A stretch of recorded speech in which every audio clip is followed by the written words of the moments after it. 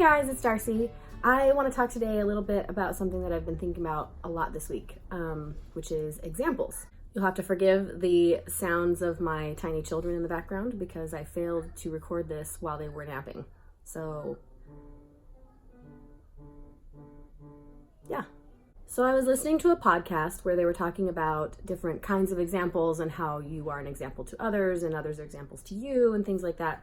And it reminded me of something that I heard a long time ago, where someone was talking about success and how if you want to be successful in a certain field, you should surround yourself or at least look up to people who have already been successful in that field. And it made me kind of think back to how I got started in this writing journey, and the people who have been examples to me in that process. And I kind of wanted to just talk about those people and give a shout out to them and thank them, I guess. First, I will mention that I started thinking about writing when I was like 15 years old, right after I had read these books, The Belgariad and Malloreon by David Eddings.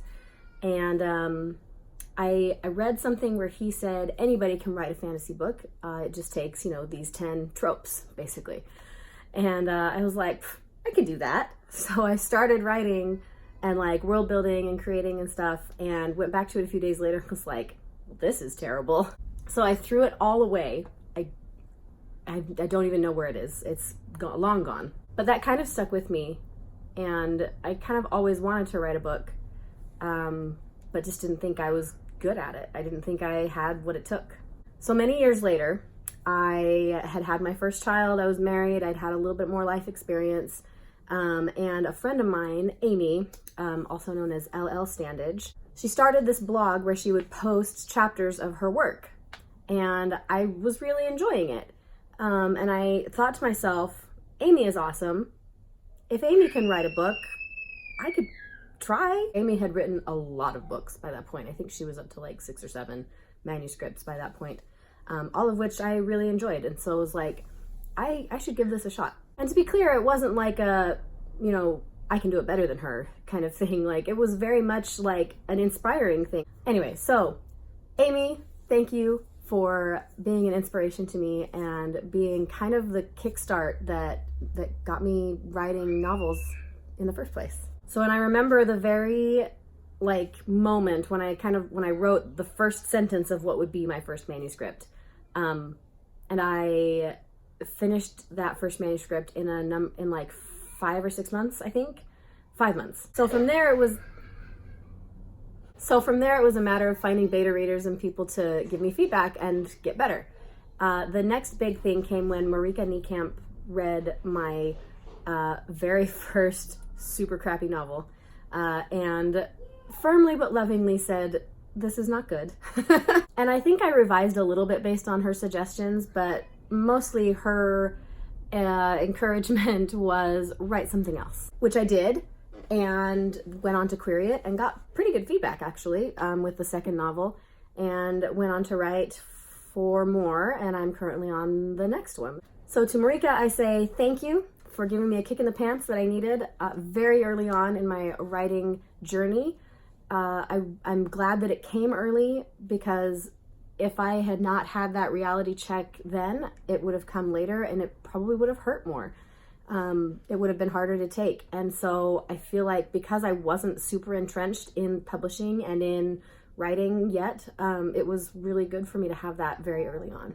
The next person I kind of want to thank is someone who I've only met a few times, interacted with a few times, but who I love his writing and has been a great example of giving back to the writing community and an example of encouragement, and that is Brandon Sanderson. If you follow me at all on social media, you'll know that I really enjoy Sanderson's works. I love his world building, I love his twisty plots and cool reveals and things like that. Also magic systems, that's like the thing he's known for. But the thing that I would thank Sanderson for specifically is that in his BYU creative writing classes, which are online on YouTube, you can look them up.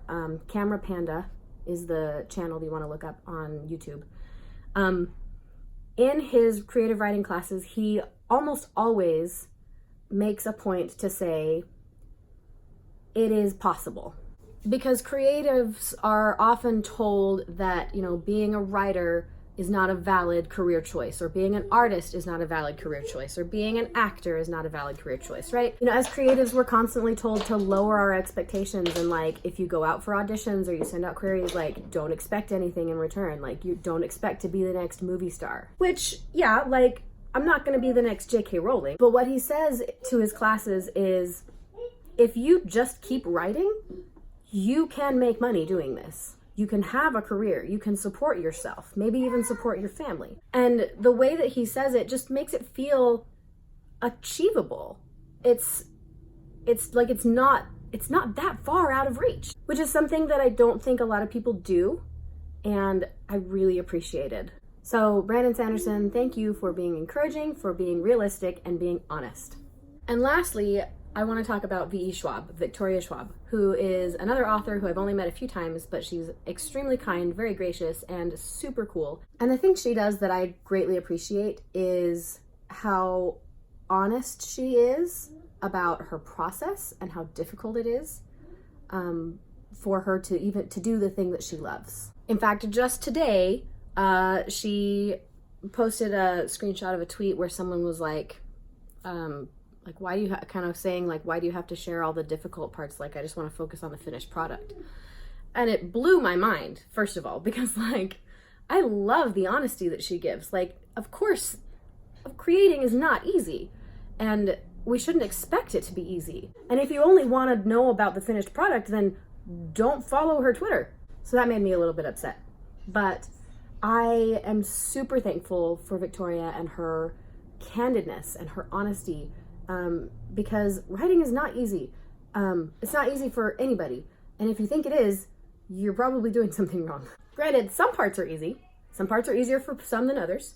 I'm not saying that it's always difficult, but most people struggle a little bit. It does take mental and physical energy to do this thing that we love. And that should be obvious. I don't know, maybe I'm being too hard on the person, but it just kind of made me... Anyway, thank you, Victoria, for everything you do. Your stories are incredible, and your honesty is amazing. And like I said in my tweet to you, I've learned things from you about publishing and creativity that I could not have learned any other way. Hi, buddy. Hi. Anyway, I'm being attacked by my children now, so I am going to call it there and just say thank you to everyone who has ever been an example to me and a help to me. And I cannot wait for the day when I can like put you all in the acknowledgements and thank you properly. If you've had someone who is an example of success to you, in whether it's in writing or creating or just a job that you had, let me know in the comments or at me on Twitter. I would love to hear who helped you be who you are. Anyway, thanks for watching, guys. I'll see you next week. Bye.